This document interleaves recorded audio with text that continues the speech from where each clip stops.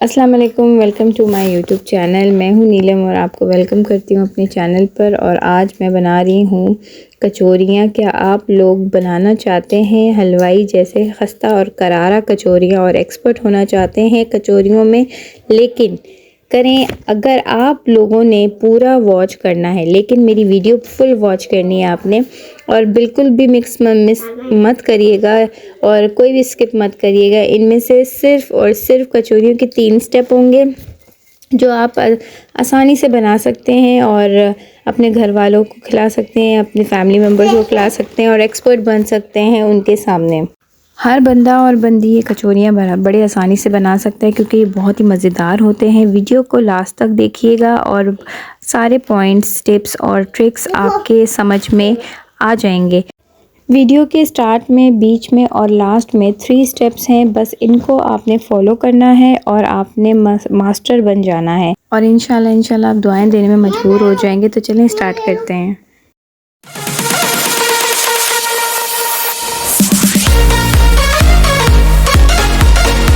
अच्छा जी, first step इसका हम यूज़ स्टार्ट करते हैं। मैंने ले लिया 2 टेबलस्पून घी और अगर आप चाहें तो ऑयल भी यूज़ कर सकते हैं। और उसके बाद मैं लूँगी 1 पाव चिकन कीमा। आप चिकन का 1 पाव लेके श्रेड भी कर सकते हैं और बॉईल करके। उसके बाद मैं डालूँगी इसमें अदरक लहसुन का पेस्ट, साथ में हरी मिर्चें 3 से 4 अदद, बंद गोभी डाल दी थी मैंने, कस्तूरी मेथी डाल दी थी, नमक डाल दिया था, ठीक है। और साबित कुटा हुआ भुना हुआ ज़ीरा और धनिया डाल दिया था। Chicken powder half table spoon डाल दिया था और हमने डाल दिया था धड़ा मसाला, ठीक है। मीन्स ये कुटी हुई मिर्चें जो होती हैं हरी लाल वाली, वो मैंने डाल दी थी, वो डाल दी थी, ठीक है। अच्छे से इसको भुनाई कर देंगे। भुनने के बाद मैंने इसमें डाल दिया था 1 अदद प्याज, ठीक है, वो डाल दिया था। और इसमें गरम मसाला डाल दिया था, हल्दी डाल दी थी, कस्तूरी मेथी डाल दी थी, ये डाल दिया था। और हाफ़ कप मैं और दूध डाल दूँगी। दूध डालने के बाद 2 टेबलस्पून मक्खन ले लिया है, ठीक है। और इसमें दूध के साथ मक्खन डाल के मैंने अच्छे से इसको भून लेना है जब तक दूध खुश्क ना हो जाए। इसको पकाएंगे। जब दूध खुश्क हो जाएगा इसको हम निकाल के इस तरह से, देखें खुश्क हो गया, निकाल के साइड पे रख देंगे।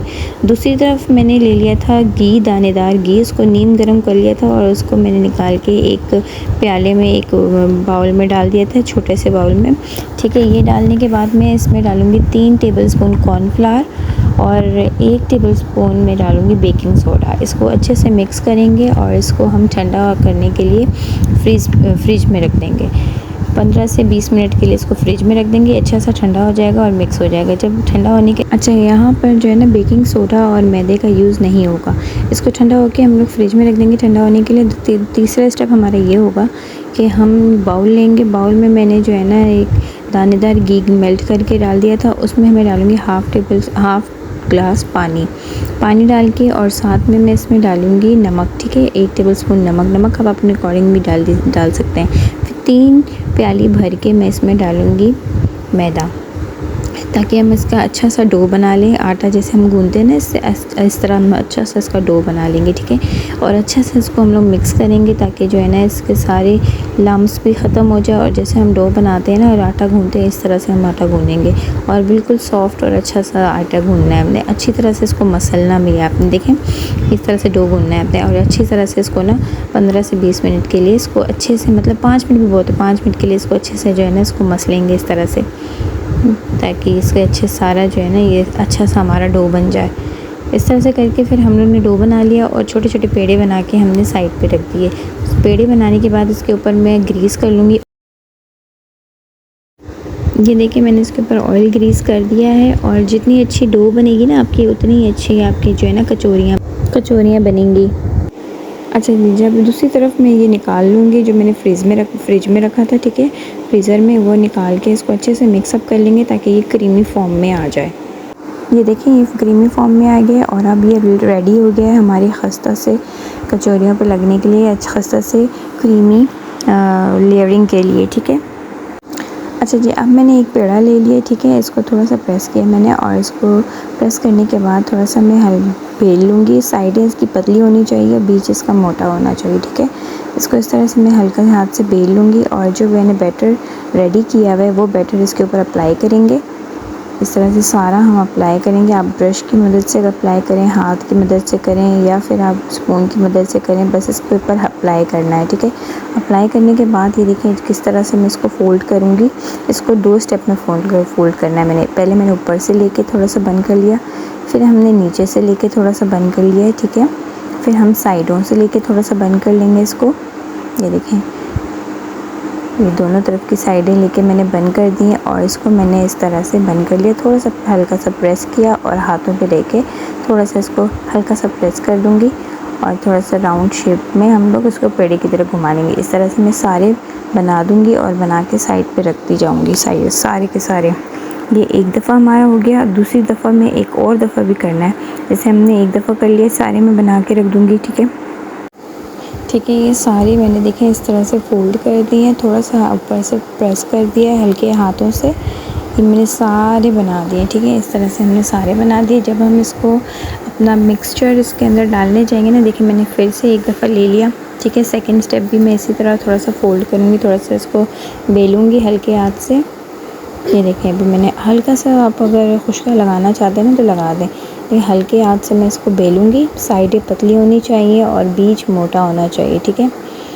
इस तरह से मैं हल्के हाथ से बेल के फिर से एक दफ़ा फ़ोल्ड करूँगी। उसके बाद मैं जाके जब सेकंड स्टेप पे 2 दफ़ा मैंने इसको फ़ोल्ड किया, ठीक है। एक दफ़ा फ़ोल्ड कर दिया, सेकंड टाइम भी इसको इस तरह फ़ोल्ड कर दिया। ये बहुत ही इजी वे है, इजी टेक्निक है, कोई इसमें फ़नकारी नहीं है, बहुत ही इजी है, आप आराम से इसको कर सकते हैं।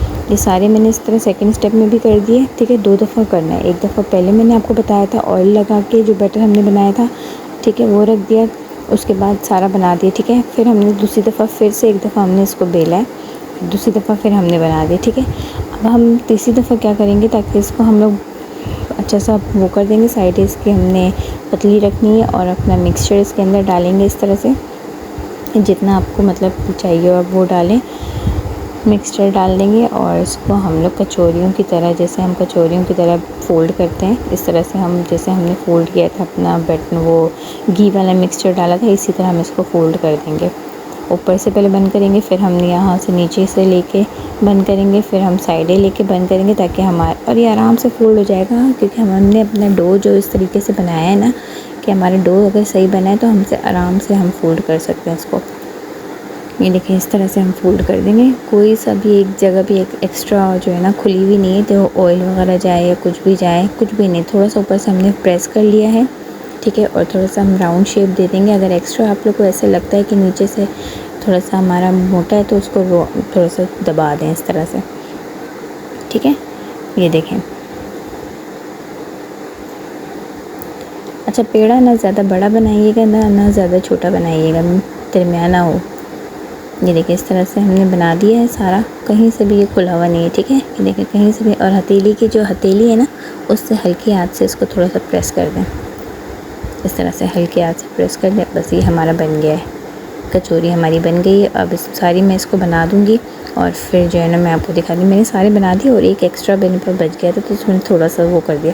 अच्छा इसको मैंने सारा डाले, इसको आपने स्लो आँच में पकाना है, ठीक है। ज़्यादातर ये पकेगा, मैं 10-15 मिनट में ही पक जाएगा, और स्लो आंच में। और एक टिप ये है कि जब आपका ऑयल गर्म हो और जब आप भी कचौरियाँ डालें ना, आपने चम्मच नहीं लगाना, जब उसको छोड़ देना है। जब तक आपका कचौरी ऊपर ना आ जाए तब तक आपने चम्मच नहीं लगाना, खुद ही ऊपर आ जाएगा, ठीक है। और बिल्कुल स्लो आंच में इसको पकाना है। इसको 10 से 15 मिनट लगेंगे पकते हुए बस। और कलर देखें गोल्डन कलर आ गया है, बहुत अच्छा लग रहा था और बहुत ही क्रिस्पी था। ये देखें कितनी लुक वाइज भी बहुत अच्छी है, बहुत ही ज़बरदस्त लग रहा था, बहुत ही अच्छा था और बहुत ही सॉफ्ट था, अंदर तक के पक गया था बिल्कुल। आई होप आपको ये मेरी वीडियो अच्छी लगी होगी, तो ज़रूर इसको फॉलो करें स्टेप बाय स्टेप और बनाएं, और अपनी फैमिली मेम्बर्स को सबको खिलाएं। रमज़ान में इसको फ़ायदा उठाएं, रमज़ान में बनाएं। और बहुत ही अच्छी रेसिपी है, इजी रेसिपी है, कोई इसमें टेक्निक नहीं है। Step by step 3 step follow करें, इंशाल्लाह आपकी कचौरियाँ भी बहुत अच्छी और ज़बरदस्त बनेंगी, यम्मी बनेंगी। और दुआओं में मुझे याद रखें, अपना खूब सारा ख्याल रखें। मुझे दे इजाज़त, इंशाल्लाह नेक्स्ट वीडियो में मिलूँगी। और सब्सक्राइब करना मत भूलिएगा, प्लीज़ सब्सक्राइब करके ही जाइएगा। तो इंशाल्लाह नेक्स्ट वीडियो में मिलूँगी, तब तक के लिए अपना खूब सारा ख्याल रखें। अल्लाह हाफ़िज़।